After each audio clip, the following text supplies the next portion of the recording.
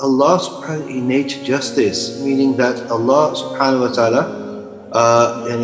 generally will is forgiving, but however in the same instance Allah subhanahu is also the most just.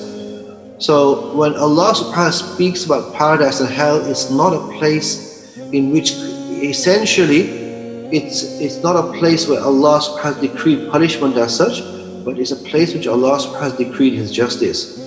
Meaning that Allah subhanahu wa ta'ala has decreed that mankind will be rewarded, or they will be cleansed from their sin due to the importance which Allah places upon the conduct of piety upon the human race. So this is the importance of mankind to Allah subhanahu wa ta'ala Most High. And thereafter, Allah subhanahu wa ta'ala will make it clear to people of the inner essence of their hearts.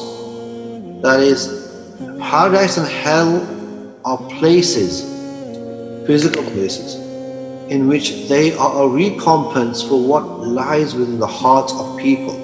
This is why if you read some of the works of some of the great awliya, and especially some of the esoteric works of our ulama of Tasawwuf and Tasawwuf, they say every person's hell and hellfire is in his heart. And people misunderstand this, and it's sort of thought to say, oh, look at this deviancy that these people are mentioning. What they mean by that, you hasn't understood what they mean. What they mean by that is that your heart is the locus of whether it will lead on to good deeds and for piety, and of intentions of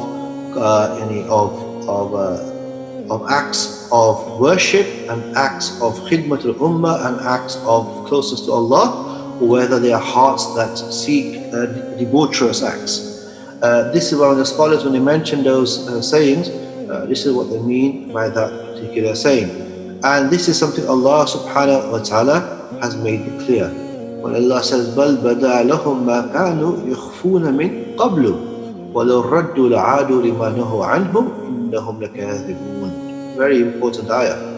Allah says that Allah makes it clear of what that which they used to hide. And even if they were sent back, وَلَوْ رَدُّوا لَعَادُوا لِمَا نُهُوا عَنْهُ. And even if they were sent back, what would they perform? They would still do the same thing that they were forbidden to do. Allah says, وَإِنَّهُمْ, and this is the emphasis, لَكَاذِبُونَ. There's three emphasis there. Inna, emphasis. Hum, specifying them. لَكَاذِبُونَ, lam, and muzahlaqa, and kathibun, and then the liars. So Allah subhanahu wa ta'ala is making it clear that these people are only lying even in the presence of Allah Most High. And this is why Allah subhanahu wa ta'ala knew that what their ends were going to be. But then Allah didn't just judge them by His knowledge. If He wanted to, He could have just judged by His knowledge, saying that my infinite knowledge is aware that this person is going to do the acts of debauchery and end up in hellfire. But Allah created them, sustained them, thereafter fed them and clothed them, and gave them serenity, security and peace. As we said today in the khutbah, when the Prophet when he mentioned, من أصبح منكم عامل في صربه معافى في جسده وله قوت وعنده قوت يومه حيزت الدنيا وما فيها بهذافرها.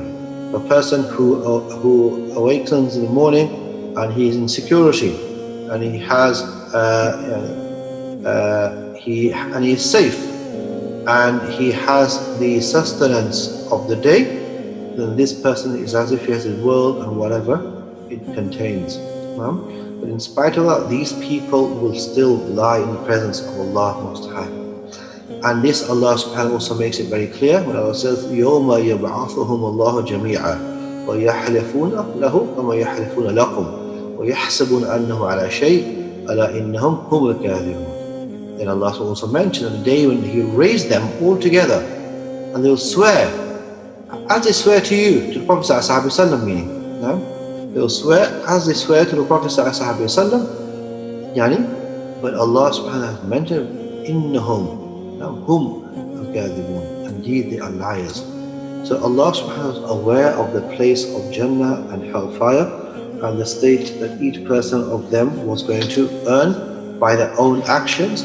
Even though Allah was aware of that, Allah did not judge them upon that alone, but rather they were created, they were sustained, they were clothed, they were fed, and they were allowed to haqqa alayhim al-qawl, so that the ruling of Allah or the judgment of Allah became binding upon these people. So then the final aspect, which is also mentioned in chapter 5 of the text that we mentioned, is that would it be more just if sinners and obedient were treated equally? Would it be more just if the sinners and the obedient were treated equally? Would that be the justice of Allah subhanahu wa ta'ala? No. But rather, Allah subhanahu wa ta'ala is such that He will reward every person justly. Allah says, لَيْسَ اللَّهُ ظَلَّامٍ لِلْعَبِيدِ. Allah subhanahu wa ta'ala is not a zallam, not an oppressor of His slaves, but rather every person will get of that which was due to him, and no person will be wronged. So when we hear this, what we should understand that some people will be forgiven. Some people will be forgiven. But when you look at all the hadith of the people that will be forgiven, what do you find in those hadith? What do you find? Question for all of you. I'm sure you read the hadith about the person who killed 99 people. He went to an abid, a worshipper, and said to him, "Is there for me any tawbah?" He said no. So what did he do? He completed it to 100. Well, he was forgiven. And then you have the person who had no good deed.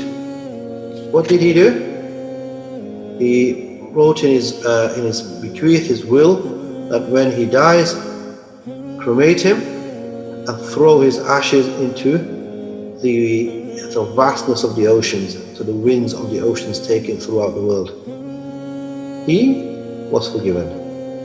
The person in Jahannam, he keeps saying to Allah subhanahu wa ta'ala, take me, just another step further, closer to Jannah. Another step closer to Jannah, such that Allah subhanahu wa ta'ala finally enters him into paradise. So what is the common factor amongst all of these people that we hear about Allah's mercy overtaking these people? What is it that we hear, we know, is what? Anybody know? Anybody had a think about this? It's something to do with the actions by the ends sort of thing, the intention by the actions at the ends. To do with the intention, and also to do with the fact that actions that were called by the ends.